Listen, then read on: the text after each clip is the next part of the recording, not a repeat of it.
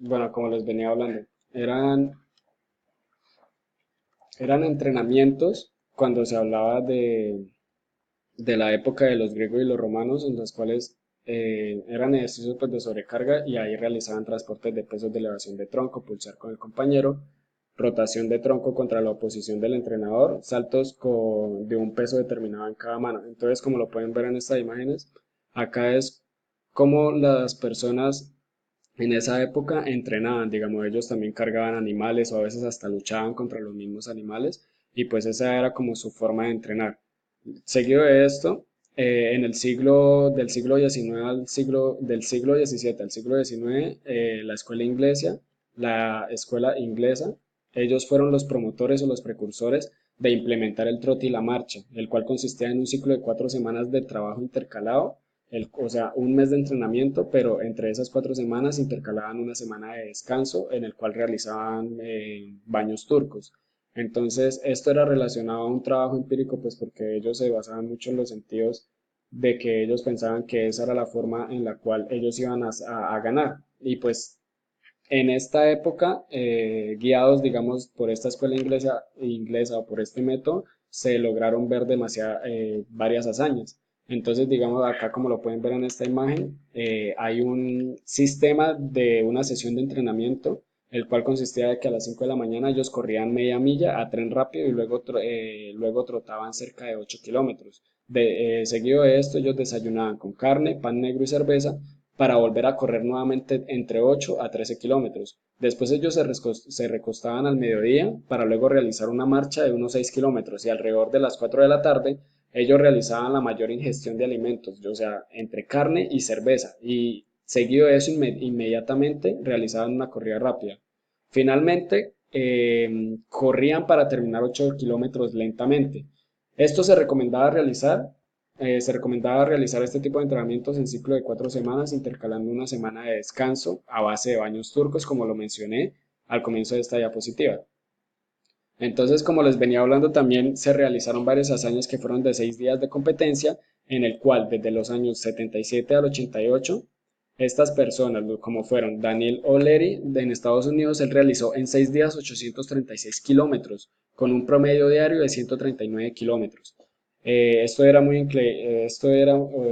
así muy impresionante de cómo, digamos, en una persona o cómo el organismo le respondía y era capaz de realizar corridas de 139 kilómetros diarios durante 6 días. Era muy impresionante. Entonces, a medida que fueron pasando los años entre el 77 y el 88, diferentes personas como lo fue Patrick de Irlanda, George Hassel de Inglaterra, James Albert de Estados Unidos y por último George Littlewood de Inglaterra, ellos fueron mejorando esa marca, convirtiéndose pues en un registro mundial o un récord.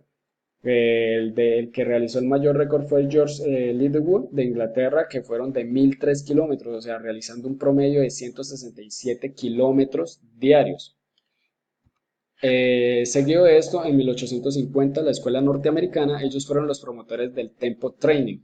En pocas palabras, ellos quisieron no guiarse o cambiar la forma en cómo la escuela inglesa realizaba los entrenamientos. Entonces ellos implementaron las distancias más cortas y acá fue donde surgió el método fraccionado. Entonces, pues en Estados Unidos se comenzó a trabajar con mayor acento sobre trechos bien definidos que estaban en relación a las distancias clásicas de carrera en la pista. Acá se introdujeron los esfuerzos fragmentados de la distancia total de competencia y acá se manejaban los primeros conceptos de entrenamiento ajustado sobre el principio de intervalo que consistía pues en intercalar pausas entre las corridas, como se conoce actualmente como el sistema interválico de entrenamiento, que nace o sea, desde esta escuela norteamericana fue donde nació el método fraccionado. Entonces en Estados Unidos pues comenzaron a incursionar distancias más cortas entre 100, 440 yardas, media milla, una milla, y por lo tanto el método de entrenamiento se orientó más hacia la velocidad, por lo que eran distancias más cortas. En 1912, de 1912 a 1939, la escuela finlandesa por Kolemeinen, Pikala y Nurmi, ellos crean el sprint para fundistas. Entonces, ¿en qué consistía esto? Ellos empezaban a realizar en deportistas que realizaban o que eran especialistas en entrenamientos o en competencias de larga duración, empezaron a crear o a implementar entre esos procesos de entrenamiento momentos de sprint. Entonces esto pues ayudaba al incremento de las intensidades del trabajo.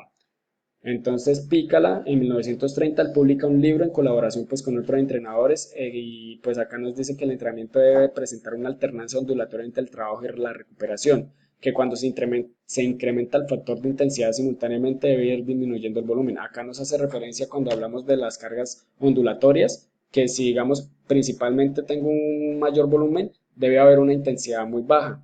Entonces, a medida que va subiendo mi intensidad del entrenamiento, va disminuyendo el volumen. A medida en la que ya se encuentra en un pico medio, ambos, tanto volumen como intensidad. Seguidamente la intensidad empieza a subirse y el volumen empieza a disminuir. Acá es donde se empieza a ver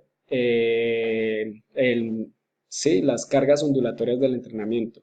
Entonces, Pavo Nurmi, él realizó acá fue, bueno, esta persona nos muestra cómo él realizaba las sesiones de entrenamiento diarias, el cual en la mañana pues realizaba una marcha intercalando ejercicios gimnásticos, velocidad en pista entre 80 y 400 metros al máximo, luego corría a intensidad media, una milla. Después de esto desayunaba y en la tarde realizaba ejercicios de cross country, intercalando corridas aceleradas y marchando cada 600 metros. Y para terminar esta segunda parte realizaba una apronta sobre 400 metros. Seguido de esto realizaba trabajos de recuperación, el cual él se iba a baños de sauna y a masajes. En la noche él marchaba entre 1 a 2 horas. Seguido de esto, en Finlandia, pues incluso de fuertes corridas de tipo sprint dentro del entrenamiento de medio fondo y fondo, ellos en pocas palabras lo que hicieron fue incursionar el sprint en estos entrenamientos de, sí, como lo dije anteriormente, en entrenamientos de fondo. Ellos lo que realizaron fue una intensificación de la dosis de trabajo, tanto en cantidad como en intensidad. Y esto ayudó al desarrollo del entrenamiento a través de una periodización anual, como también en ciclos menores. Entonces, ya seguido en 1930, la escuela sueca nos habla sobre Grosse Holmer y Gosta Olander, que fueron los promotores o los que crean el método Farlek y Baladalen. Entonces, prácticamente esto consistía en que se realizaban entrenamientos en el medio natural y hablaba sobre el juego de la velocidad en los entrenamientos. Entonces, el Farlek de Grosse Holmer, él decía que los deportistas deben evitar todo contacto con los lugares competitivos antes de la competencia. O sea, por eso es que acá nos dice que se realizaba, que pues en esa época se realizaban entrenamientos en el medio natural. Entonces acá nos da a entender que la velocidad y la resistencia, como se tiene entendido hasta la actualidad, son cualidades funcionales, ¿sí? Del cuerpo, de la persona. Y pues que el deportista debe tratar de desarrollar en forma simultánea a sus entrenamientos. Y Gustav Lander, Baladalen, él rechazaba toda actividad sobre elementos artificiales. El fundamento de su método estaba dado por la alternancia entre el trabajo duro por un lado y el reparador. Entonces él lo que hacía era aprovechar las dificultades impuestas por el entorno. Entonces acá vamos a hablar un poco sobre los diferentes niveles de estructuras de la planificación deportiva de forma cronológica, empezando desde Matiev hasta Bergonchaski. Entonces acá empezamos a ver cómo era la estructura de la planificación en cada una.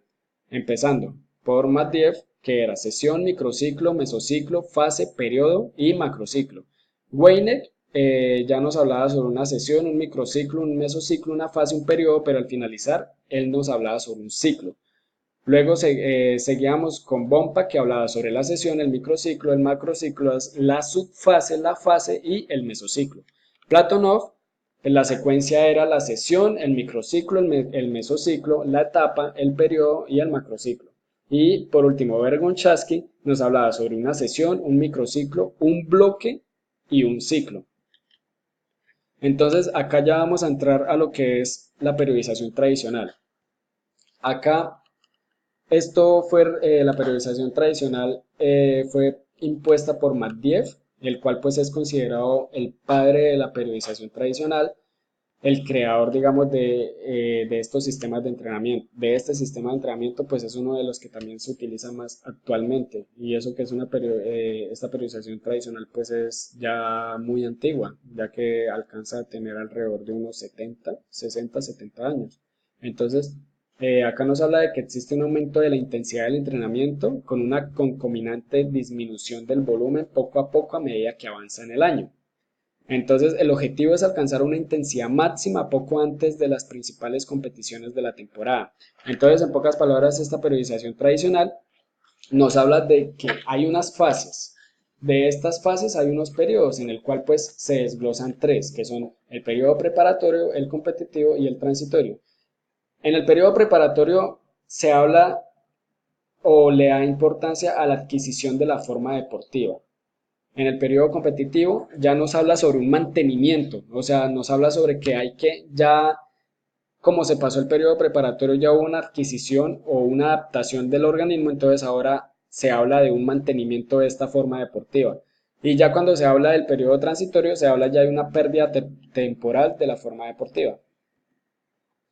Entonces acá se desglosa un poco más, digamos, de los objetivos principales que tiene cada fase y cada periodo. Entonces, en la fase de desarrollo de forma deportiva de adquisición o en el periodo preparatorio, los objetivos principales son la formación de prerequisitos para la forma deportiva, la acumulación de capacidades motoras y coordinativas multilaterales y el desarrollo motor general del organismo.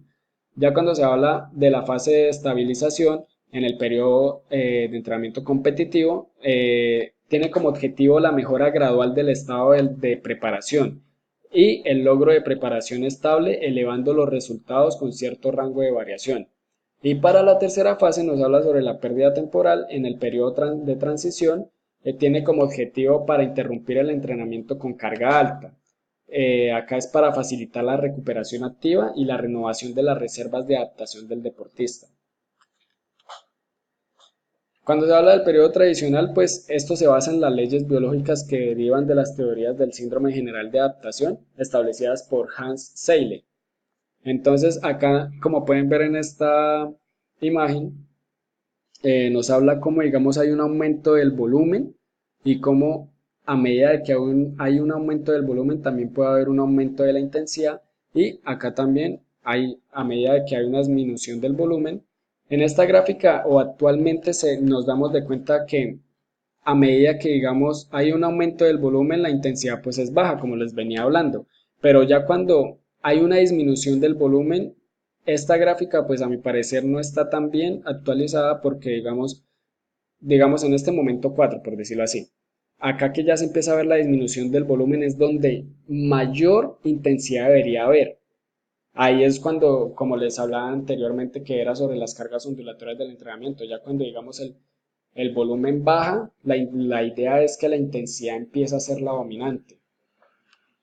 Entonces, bueno, ahora vamos a hablar un poco, digamos, sobre la distribución de las capacidades en la periodización tradicional. Entonces, como les venía hablando, el volumen es la línea roja y la intensidad es la línea azul. Entonces, a medida de que el volumen va creciendo, la intensidad también va creciendo. Pero cuando el volumen empieza a disminuir, como lo ven en la gráfica, la intensidad empieza a ser superior. Entonces, acá uno puede ver cómo existe la carga ondulatoria en el entrenamiento. Y esto pues hace referencia a la interacción de las cargas. Entonces, hay algunas críticas sobre esta periodización tradicional, que pues nos habla sobre el excesivo trabajo en la preparación general, el desarrollo simultáneo de diferentes capacidades en un mismo periodo de tiempo, el uso rutinario de cargas a lo largo de periodos de tiempo prolongados, poca importancia del trabajo específico y periodos de forma reducidos a cortos periodos de la temporada. Entonces, vamos a hablar ahora sobre la estructuración, digamos, pendular del entrenamiento. Como lo ven en esta gráfica, nos habla sobre la relación que debe tener la carga especial y la carga general en este periodo de entrenamiento. Sí. Entonces, cuando hablamos de la carga especial, que es el de color verde, y la carga general, entonces cuando se empieza a aplicar una carga especial, se empieza a disminuir la carga general. A medida que va avanzando la carga especial es cuando son etapas de competencia, acá como lo ven. La C significa competencia, competencia y CP significa competencia fundamental. o competencia principal. Entonces, a medida que vamos estando cerca a la competencia,